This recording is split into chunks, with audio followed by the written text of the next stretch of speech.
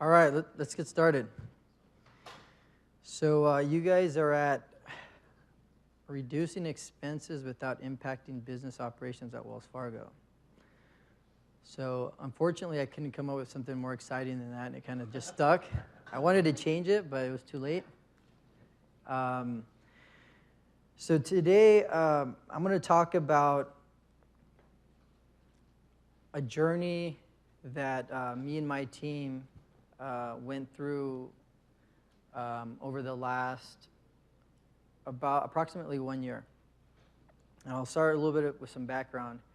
So today I'm going to focus more around, how to use data and analytics to really drive like bottom line value. And at Wells Fargo, I've been there 5 years. I'm an analytics manager. I have a team of 14 now. We have 3 in India, and the others are across the United States. And we support supply chain. How many of you understand supply chain or know supply chain? A few? Okay, so supply chain within a bank is very different. So what we focus in supply chain, we focus on procurement, we focus on sourcing or contracting negotiations. And that's a big piece of what we do, but because we don't produce products, supply chain is it's more focused on the contracting, the negotiation, the supplier relationships. And it's focused on third-party spend. So all our interactions with our suppliers, from consultants to suppliers that provide us office supplies. Okay?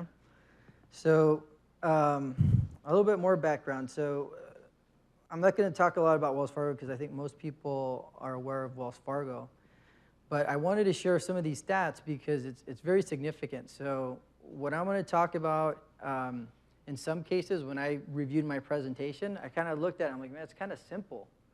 But when you work at a big organization and there's so many different layers and levels, some things that are easier to implement in a small company are very challenging in a big company, just with all the different groups that are involved, all the geographies, but there's complexity in terms of technology and engaging the technology teams and the business teams.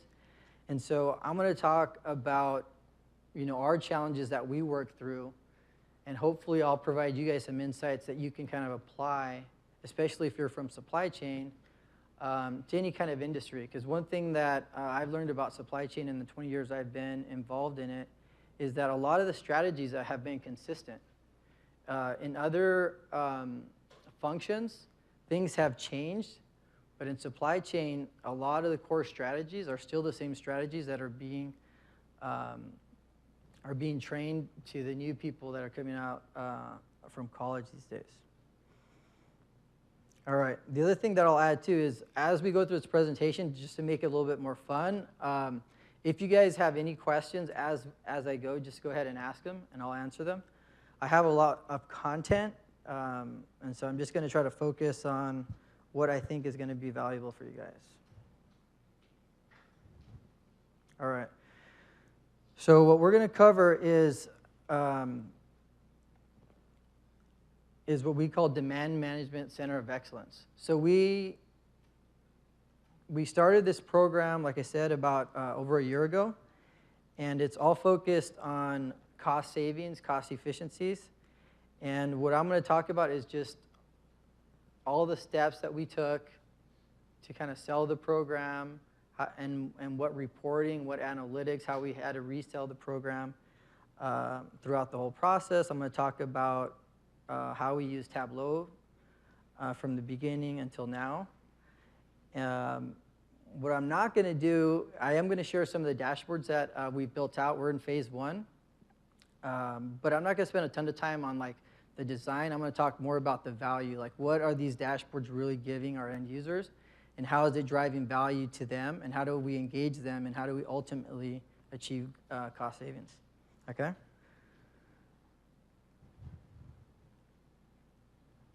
So what kind of kicked off some of these programs at Wells Fargo?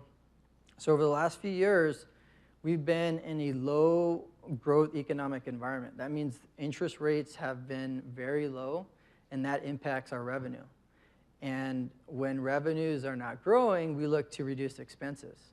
So 2 years ago, our chief executive officer and his staff really put focus on, hey, we need to reduce expenses, and we really got to revisit how we do business at Wells Fargo. And we got to do it at a time that we're in good standing and our business is strong. And so that led to Q4 2015, they went to the different lines of business. And at Wells Fargo, line of business is like a business function. And they asked for different ideas. And one of the ideas that we presented was this Demand Management Center of Excellence, which I'll get into details.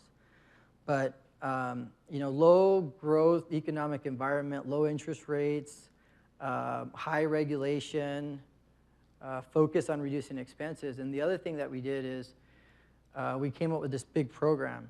And this project that I'm talking about is a really small piece of a very large program that's impacting everyone at the company.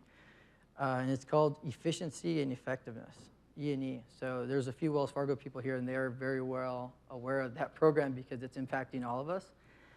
And one of the big things that Wells Fargo did is that because we were decentralized and our revenue-generating business groups drove their business lines independently, we hadn't done a lot of centralization. So as being part of supply chain, we started about 5 years ago when I joined the company. But other groups like finance and accounting hadn't been centralized. So each of the different business functions that support like commercial banking and wholesale, they still have their own accounting and their finance groups within each of those divisions, and then we started to centralize them. So all this change has really driven a different mindset. And so when we proposed this program, it was like the perfect time because people were willing to look at it in a different manner. All right, so what is demand management? So for those of you that know supply chain, this is very simple, but I thought it was important to share this because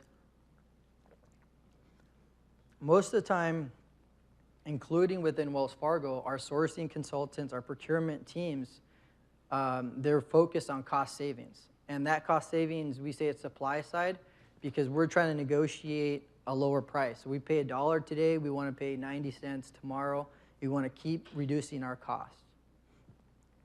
What we were doing, but not doing it as a centralized function or disparate. So each of the lines of business, we're doing different things on demand management. And demand management is more focused on influencing what and how we buy. And that's like volume. So if you think about, I'll go through some real detailed examples in the next slides, but if you think about, what is the right product that you really need to meet the, what you need to get accomplished. So maybe an example might be, and this is one that we implemented, is, we have about 40,000 corporate cell phones that we give to our employees, and a lot of the people that travel, which is a lot of people within Wells Fargo, they need Wi-Fi. And so one of the things that they would look at is they would have an air card, which is like a separate device, but any of the new smartphones also have Wi-Fi built in. So, their demand was they needed Wi-Fi service when they traveled, but they would get this air card that was, over $30 a month, which if you just add that onto your cell phone, it's an extra $5 or $6 a month. So that's one way of kind of re-looking at, hey, what is your need, and then fitting it to the right product or service, and through that process, finding cost savings. And so I'll go through a lot of good examples here that hopefully you guys will really enjoy here. So the best demand-side strategy is just to reduce or eliminate the demand. But that is really hard to do. But that was one of the programs that we first started with because we quickly got the data from our technology teams. And when you start analyzing how often did somebody really use a product or service, you start finding out that it's kind of like a Pareto. And then you start finding, hey, there's a certain set of users that rarely use that product, and they may forget they even have it. And that's very common in like software, where they might have bought a product 4 or 5 years ago. It's on their desktop or laptop, and they're not even actively using it anymore. And so you can take that off that laptop, desktop, and you can recycle it. So there's a lot of opportunities there. Lower cost alternatives. One of the things that we implemented this year is we have a procurement system that over the last 3 or 4 years, we put a lot of attention, a lot of effort to move more of our supplier spend through our procurement system because it has controls in place, it has auditing, the invoices have to match exactly what the PO has. So one of the things that we focused on is we looked at catalogs for PC accessories and the catalog for office supplies. And what we found, even within supply chain that's managing this catalog, that over time, our different lines of business, our internal customers, would keep asking us to add more product. At the same time, the suppliers want to keep selling us more product. So these catalogs that what we call punch-out, which means the supplier's managing them, there would be more options there. And so when you look at the options that were available, one example that I like to share is around like mice. So over a 12-month period, there were 150 different options, and they range from $5 to $150. And so when you hear rationalize, what that means is we basically right-size that to say, hey, we really need 5 options. We need a basic wired, a wireless, an ergonomic, a few options that would meet 90% of the demand. And then we made sure, on the supply side, we made sure we had really good pricing. So it actually works for the suppliers because now they don't have to manage the inventory of all those SKUs. And so it's a very simple way of like, okay, let's control the catalog. Now you only have good options to buy, and it's at the best price. So another like really good example there. The bundle cost, we did this even before this specific program. But when new employees start the company, you can bundle all the basic PC accessories together and get an additional discount as well, depending on which suppliers you're working with. So another big thing within demand management is also looking at what's the most efficient way to actually purchase that, that product or service. Are you, is it going through like a procurement process that's controlled, like I mentioned, our PO system? One of the areas that we put a lot of attention on and that we spend a lot of money on is professional services. So that's any kind of augmented labor, from consultants to temp labor. And so one of the things that we're putting a lot of attention on, and there's a big cost savings, is within the lines of business, so within end users, within managers, right? I showed you in that earlier slide, there's over 270,000 full-time employees at Wells Fargo. And so, a manager may need a temp helper because they're working on a project, and they may only engage, getting a consultant or a temp help, once a year or maybe once every few years. So they're not experts in all the options that are available. And so they may think they need a consultant, which might be at a $200 an hour rate, where really it's a better fit to go with temp labor, where we have fixed rate cards, and we have a process to engage them very efficiently. We have a tool that we use to manage temp labor. So that's another way, is like, how do we look at the existing process and make it more efficient and fit the right product or service with the right demand and get a lot of savings? So one thing I didn't mention, talking about the scope of Wells Fargo, is, so our big goal in terms of savings, so Wells Fargo, in terms of third-party spend, we spend in the tens of billions of dollars on an annual basis. And this team, which was 5 people, and I was the first person on the team, and then we ended up hiring 4 others. But our goal over a 2-year period is to get to $100 million of savings. So we started back in Q2 this year, and we're on target to hit 30 to 40 million this year. And we've built out a process that we think we're going to achieve the 100 million. So it's been really exciting. Okay, so compliance. So as you kind of implement these demand programs and they get more established, and different companies obviously manage compliance differently.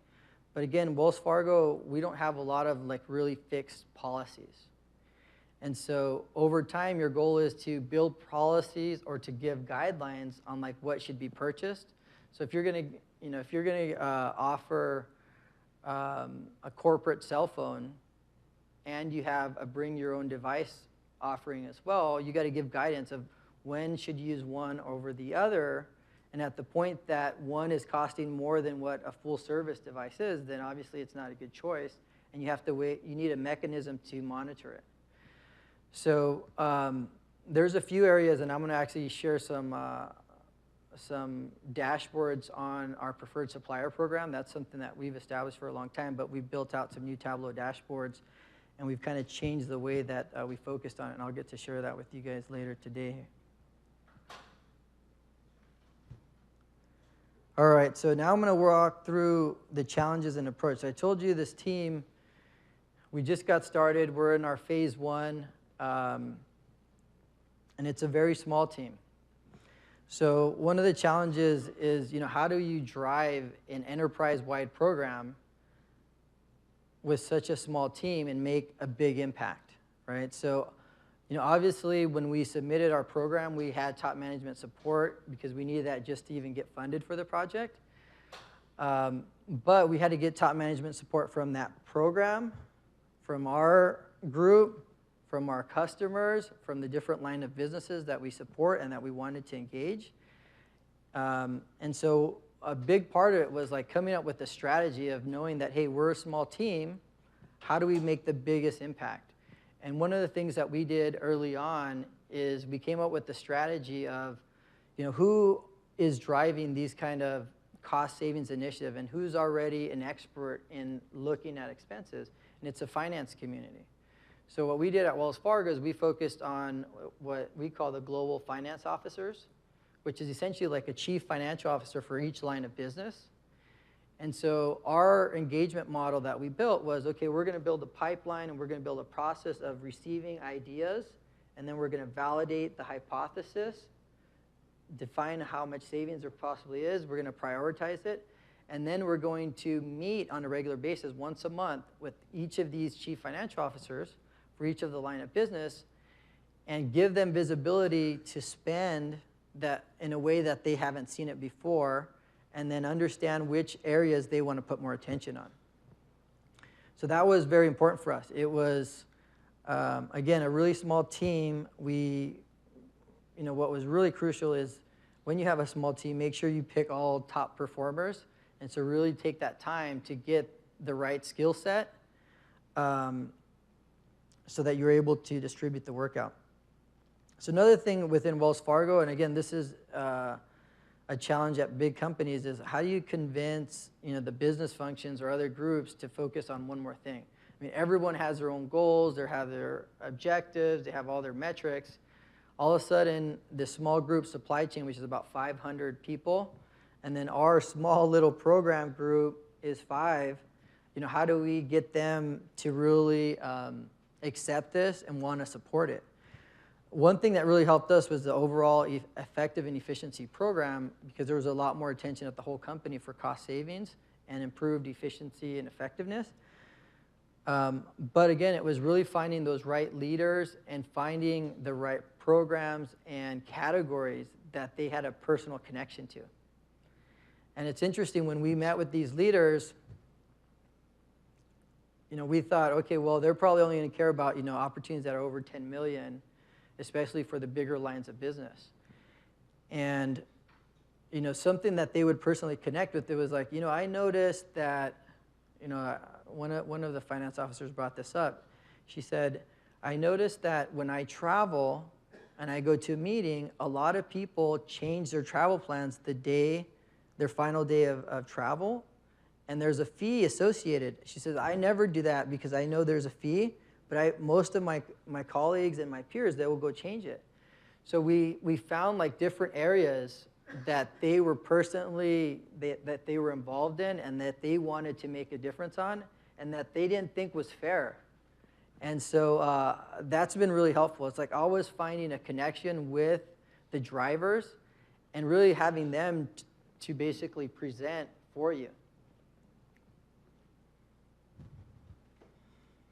So how do we keep the business functions engaged? We've only been up and running like I said, maybe 7 or 8 months. And we're already having to re-engage them over and over. So with any program, anything in reporting, I've been in reporting analytics at Wells Fargo for 5 or 6 years, is that you always got to continually bring up new ideas, new opportunities, and you got to have it fresh. It's always got to be new content, and you got to provide value quickly. So I'm not an expert on that, but what we've learned just in this short time is we got to keep bringing up new ideas. As we kind of learn more what our key stakeholders are interested in, we go source that data, we dig into that data, we try to find stories within that data that they're willing to support and get involved in. So the last part of our program, so this is going to be a 2-year program, but it's not a project. A program means that these resources are going to stay, ongoing. And so what's important about it, or one of the goals of it, besides saving a certain amount of money, is to embed that mentality of picking the right product or service based on what you really need. And where you see cost savings opportunities and efficiencies is how do we build that into the sourcing team. So the sourcing team, again, these are the guys that are engaging the suppliers and are negotiating. And they're primarily focused on the supply side, but how do we build it into their mentality and then within the lines of business so that they're constantly looking at it. And the way that we build out the Center of Excellence is that not only are we providing the reporting, we're providing the analytics, we're also helping each of the line of business to also build their business case. So they might have an idea and they haven't been able to get that support. We'll help them to build out the presentation, we'll do the data for them, we'll do the analysis, and then we'll help them present it. And another thing that we did too, which was great, is, and this is one of the things that was really important, is that we made sure that we share all the savings. You got to share any credit that you get, because we had some groups that they had a lot of good opportunities, but they thought we were going to report the saves and therefore claim it. And we're saying, no, all the saves belong to you guys. We're just going to help you get it. We're just going to help you to implement it and to achieve it. But all we're going to do is report it. We're not claiming it. You can claim that back within your group. And that was a big deal, even within the supply chain, because, we all have metrics. And as those metrics, everyone's, a lot of times you might have a good idea, but if you think somebody's going to steal all your hard work, then you're less apt to work with them. So these were the areas I kind of highlighted here that we use Tableau. So I talked a little bit about the process. So we start out with, we let people just submit ideas, or we let them submit ideas that are further in the process. And because we're part of supply chain, when we built out our pipeline, I think we had about close to 100 different ideas in different phases. Some of them were further along, meaning the sourcing consultant had already worked with the line of business and estimated some saves, and they had a good idea of how to implement that initiative. Others were just pure ideas, but they were just ideas, and they knew how to get the data, but they didn't have the time, or they didn't have the capability or the experience to take all that data and do the analysis and validate how significant the savings are. Another thing that we just started with and we want to expand with the Tableau dashboards that we've implemented is the scenario or what-if analysis. So in the professional services space, especially like in the contingent labor, which is temp labor, there's a lot of opportunities just shifting of where the resources are. So if you go from a higher cost area like San Francisco to Phoenix, there's a good amount of savings just by doing that. So if we could create different reports that allow the line of business to basically change some levers, well, my group is looking to save X amount. Well, what would we get if I moved 2% of my temp labor to a lower cost region? Okay, that would mean this. And if I move some of them offshore, and if I did this, and they can kind of change those different options, it's very powerful because a lot of times it calculates a higher savings and a higher opportunities than they ever even thought about. So that's what the what if analysis are. Business cases, we created a business case template. A big part of it is the data analysis, and we always support doing the analysis, the data prep. There's some groups that we found were pretty much doing very similar to us, and they just really needed us to help present in front of these chief financial officers. And they had support within their line of business, but they just couldn't get the overall support for like an enterprise program. So that, in those cases, we didn't have to do a lot of the analysis. We just brought them into that regular monthly forum and had them present out their business cases, and that was very effective as well. Another thing that we did with Tableau is like what we call category deep dives. So when we'd present out to these finance officers, they would always pick an area that they were interested in, and they would say, that doesn't make sense to me, because they know their business very well. And so then, okay, we had the spend summarized in a certain way, and you'll see these dashboards later, but we would drill down to the point of, what's driving it? Is there, who's the invoice approvers? Is there certain subline of businesses that are driving that? Are there services that maybe are unused? Can we get any data usage stats? So those are our category deep dives. From a dashboard perspective, again, we're like in our phase 1, but our vision is that we're going to have an overall portal, so like a web interface, and then we're going to have our spend visibility dashboard. So these are dashboards that essentially tell you how much you're spending. So at a big company, a smaller companies, it's more clear, but at a big company, when you're budget focused, you don't always just look at spend. Each project, you're looking at the spend there, but when you look at spend across all your categories, a lot of those business leaders haven't seen it in that way. And so just spend visibility and knowing how much you spend in each of the key categories and how that's changing year over year, and how headcount may be impacting it is a big deal. The other thing that we're doing is what we call program-specific dashboards, and I'm going to show you one of them, our preferred supplier.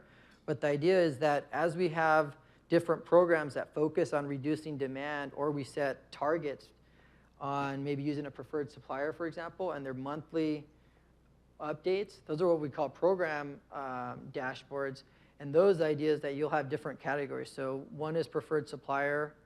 We're going to have one around wireless, our print initiatives, and so forth. All right, let's see. So when we kicked off the project, or we came up with the business case, these are some of the themes that we came up with that we've been trying to live up to. But in a big company, the single source of the truth, I mean, you've heard that so many times, but it really is a big deal. So if you imagine all these different groups are doing their own analysis and they're doing their own demand management programs, but they're doing them for one piece of the company. And the power of just having one dashboard, one team that leads it, that they all look and feel and are consistent. And now I'm showing you all the opportunities across many categories. And the overall finance officer can see that, is very powerful. The other thing that we really wanted is we didn't want another report, because we have so many reports within our company. And the preferred supplier, we had been sending out this report, I think, for 7 years, and like we would hardly ever get any emails or any questions about it unless somebody wasn't meeting a target. And so we wanted to make sure that whatever we built out, that you would be able to not only get visibility, but it would be able to drive some action. Another part of that is holding like the lines of business and the team members accountable, like setting very specific goals and then measuring against those goals. So I talked about this quite a bit, so I won't spend a ton of time on this, but leveraging the existing team. So, when you only have 5 people, we did a really good job of saying, okay, we're going to really work well with the sourcing team that's within supply chain, get all their ideas first. And that kind of started our pipeline. And then we started engaging the different lines of business. And we kind of refined our model because we found that certain groups were less willing to engage us, where others were more willing. And we kind of found different formulas that work for different groups depending on where they were within that program or that project. All right, so here's kind of our vision of where we want to end up with our dashboards. Is we wanted to create a dashboard that would be able to summarize all the different demand programs at an enterprise level, and then be able to break that down to an individual line of business or a group, so like a community banking or like a corporate finance or like a technology group. And then from there, you could say, okay, I'm in technology. I want to then see all my opportunities by category. And then I could drill in by that category and go down to that initiative. And the power of that is, depending on which leader and what level they're at, we could find and share the right level with them, but to be able to drill down very quickly down to actionable data. Because on the finance side, even though these guys are super senior, they want to see the nitty-gritty. I mean, they really will. I mean, they talk about their own usage, and they want to know like who on their team is not using and who's using. Send me the list. I'll send an email tomorrow. We'll take care of it. So because of that, we wanted that aggregate view so that we can continue to sell the program and sell the wins, but be able to drill in quickly. So that was very important. The other thing is, and this we haven't implemented yet, is as we build more programs and as we mature further in the initiative, we want to set specific targets, and we want to do that at the line of business. So the way that we're coming up with this is we're not pushing a savings target. What we say is like, okay, we know that you have savings, and here's some opportunities. Here's different levers that you can choose to pull to get to a certain level of savings. You tell us what you want to do, we'll set a baseline, and then we'll track you against your own goals, and then we'll be able to help you say, which of the sublines of business within your group are doing well or not, and even go down to the finance managers that are approving those expenses on who's doing well or not.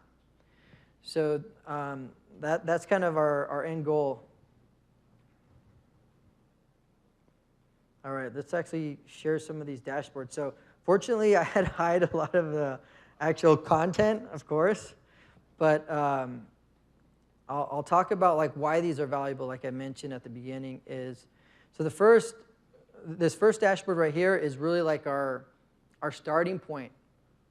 And it says, what is all the third-party spend, and what is demand influence? So what we did, we have so many categories, we have so much spend, so many suppliers. You always got to come up with the approach of what can you focus on first. And so what we came up with is 3 main categories. One is team member influenced, which is we call our employees team members. There's customer influenced, and there's line of business or group influenced. And so essentially, what's team member is a lot easier to make changes on and not impacting your operations. Whereas you get to the customer side, it's more challenging. So for round 1 or phase 1, we're focused just on the team member categories and spend. So you can kind of see it here in this dashboard. You can not only see like the overall trend, the cumulative trend, and then you'll see that there's a line, and that shows you your prior year to date. But you can quickly see across the enterprise where we spend money, and then you can filter into your line of business and see what are the major categories that you spend a significant amount of money in. And then we can see, okay, which ones of those are customer influenced, because those are easier to quickly address. Like, travel and entertainment is usually a very easy demand program, because you can just say, you know what, I'm going to cut 10%. We're just going to reduce it. You can set a very quick target and just enforce it. All right, let's go on another one. So this next slide is, now we're focused just on the demand that we were focusing on, which is the influenced. And the way that this is built out, we introduced some new metrics within Wells Fargo on how to look at the spend. But like each of those like little circles there, those each represent a line of business. And so you can see that certain lines of business spend more in certain categories, and you can also see it by influence group. So if you click on each one of those, you can then just see the spend for that line of business, and then you can see what trends, or you can go the other way and say, okay, for this category, how does the spend break out by these different lines of business? And we introduced some new metrics that we hadn't used before, which is a person count metric, which is looking at how much do we spend by person. And that's really important because like these percentages that I'm sharing up here, depending on the category, what we found is that there were certain categories that the spend was increasing, which, when you're looking for reducing costs, that's not a good thing.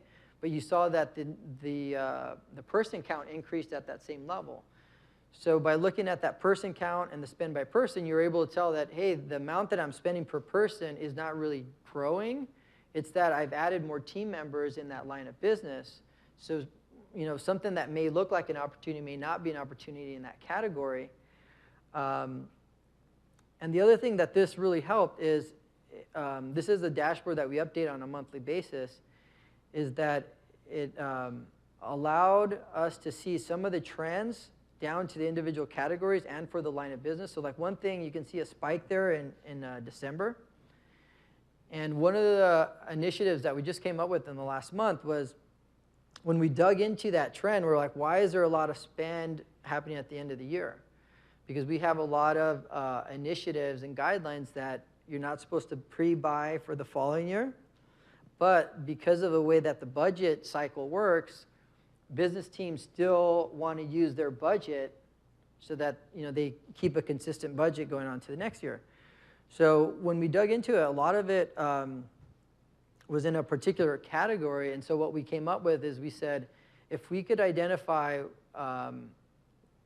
what of those engagements were new and we didn't expect that service would be delivered within that period, and we looked at everything that was under 250,000, because we have a review process for everything that's over 250,000 and that had to have management approval. And we found about $10 million of spend that appears like somebody or some line of business is prepaying. And so the finance officers were very interested in that, because they said, okay, well, if you can identify those, then I'll make sure that they don't happen, or I'll make sure that we review them and really assess we only implement the ones that we really need. And so we call that the use it or lose it. So that did not make us very popular with them, but to the finance officers, they're very happy. All right, let's see. Let's go through some other slides. I'll try to speed up here. So this dashboard, what this does is it allows you to compare one group to another group. Again, this is another way to kind of turn kind of a gamification or competition, because each line of business will always say that they're different than another line of business. But when you compare them against the other line of business, they're very curious and they want to know, well, why am I spending 30% more in office supplies than another group that's very similar? And it starts that conversation, and then all of a sudden they're like, okay, let's drill down to the next level, and let's see what is really happening and see if there's a valid business reason for that, or is there an opportunity there? So we built this at multiple levels. So this is at the highest level, and then we did sub-levels and subgroups where you can even compare. So say within technology, all across the different subgroups within technology, because you would expect maybe within technology, you would expect the spend to be similar. And so this helps to quickly identify outliers, and not necessarily instant opportunities, but it identifies outliers that pique interest, and that interest is what causes somebody to get committed to wanting to dig in further. We'll do all the heavy lifting, and then once we got them where they really believe it's an opportunity, then they're willing to support it. So that's what this dashboard does. All right, I'm going to talk about, I have only a few more slides. So these last dashboards, I'm going to show you there's different levels, but this is one of what I call the program-specific dashboards. So we had this preferred supplier program, like I think it's been more than 7 years that we've had it. But one of the things that we did with it, it was an Excel file that we would send out, and it was a snapshot report. And like I told you guys earlier, we weren't getting any feedback on a regular basis. So what we ended up doing is we kind of flipped this around, and this is around the theme of like you really want your data to be actionable. What this dashboard shows is how much am I spending, and then the red and green tell you we set like specific preferred supplier spend targets. So we might say, hey, for this category, we expect you to spend 95% or more with preferred suppliers. And then we measure a line of business against it. And so here it's actually showing, I think, 7 different categories. And then you can drill into that specific category and see across line of business, or you can drill into your line of business across those categories, and you can then quickly see which categories am I doing a good job and which am I not. But what we did to kind of flip it, this looks the same, but what it's doing now is we calculated a savings. So we say, if you took the non-preferred spend and you actually use a preferred supplier, what is the cost savings that we would expect on average? And so what this does, it really kind of changed the dynamic, because especially in an environment where we're looking for cost savings and opportunities, now they're like, oh, wow, I could save $2 million if I just use preferred suppliers. Before, they were just, oh, did I meet the 90% goal? And so the other thing that this helped to do as well is you can see, like you can see one over there, the third one down, the bottom left, you'll see it's green. So we met the percentage target, but there's still a lot of cost savings. So in that category, there's a big opportunity from what is preferred versus non-preferred. So the next thing that this dashboard allows you to do, so you can quickly see, hey, for my line of business, am I meeting my goals? How much savings? Is it significant enough for me that I want to pursue it? So that's what that tells you. But then we allow even to the next level is when we allow them to drill down to the next level of subline of business. Then we also show them the top invoice approvers, like who's actually approving it. We show what the trend is. And then at the bottom, we actually show invoice level detail. So if it's on a PO, we actually show them the line item description, the detailed cost, and we calculate what that savings is all the way at the line item level. If it's a more aggregate spend that's just a summary invoice, we'll be able to give them a link to the actual invoice image. And so it's really powerful because, you know, what ends up happening is a manager will look at this and they're like, that doesn't make sense to me. And then as they drill in their mind, they're wondering, like, why am I not following, especially if I can get some savings? And so by making it really easy, and Tableau does a really good job. So, I mean, from the first page to this page, I mean, it just takes a few seconds. And then they can quickly get to the point where, hey, for this supplier, I know that I can move off this supplier because the preferred suppliers that are available will meet my need. And so he can quickly export, get all the data down to each of the AU approvers or the invoice approvers within his line of business, send them an email, and then set up a meeting to discuss it. So this dashboard has been very effective in that. So this is the final slide. So if you guys have questions, you guys can let me know. But so what were like the key lessons that we learned? And we're still continuing to kind of learn because we are in phase 1. But what I would say is you got to deliver value quickly. And the other thing that really helped us is not only getting top management support, but utilizing top management to promote the idea and let them be part of the overall program. So what we did with our top executive chief procurement officer is we asked him, like, at what point do you want us to engage? He's got so many things going on. He's like, hey, when you guys get 10 million, when you guys get 15 million, I need you to put together a presentation, show me your wins, and then I'll present to our chief finance officer for the company. So we very specifically would ask all the leaders, what do you need? And at what level do you want us to engage you? Once a month, once a quarter, how often? And what reports can we provide you to help you monitor how well we're doing? The other thing is we partnered with the head of sourcing, and he helped us develop the strategy of working with the GFOs or the chief financial officers for each line of business. But he helped to refine the message. I mean, we must have changed the way that we were going to approach this like 15 to 20 times. And knowing somebody that already knows the internal customers that you're going to deal with and their intricacies and what they know what's important to them saved us a lot of time. So the first time we presented to them, it was meaningful versus presenting once and they're like, it's like a waste of their time, and then asking for a second meeting is a lot harder. So that's very important. The other thing, we had a really good program that within a couple months of getting started that was in the millions of savings, and we used that to share and prototype it and say, look, we did this for this other group, and look, you have very similar type of a profile. We could do something similar for you, and that really helped to pique someone's interest of, hey, you already implement it, you already got savings, and we can just apply it to that line of business. So that was really important. And this one I brought up before, but this is really important. I think when you're in these kind of programs, you always got to share all of the, you not only to the executives, but to your internal team, is always share the wins.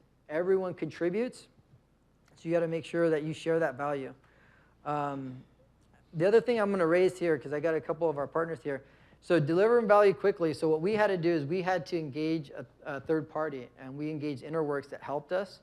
But the time to market and getting the value there quickly is very important because you only have a certain attention span when there's so many different goals within the company and within the different lines of business. So I'll throw a shout out to the Interworks because they did a really good job in helping us deliver a lot faster than what we could have done on our own, and to build some of these dashboards I wish I could have shared, but Wells Fargo is not about sharing when it comes to the dashboard. So yeah, the designs came out really good, and our customers were really happy.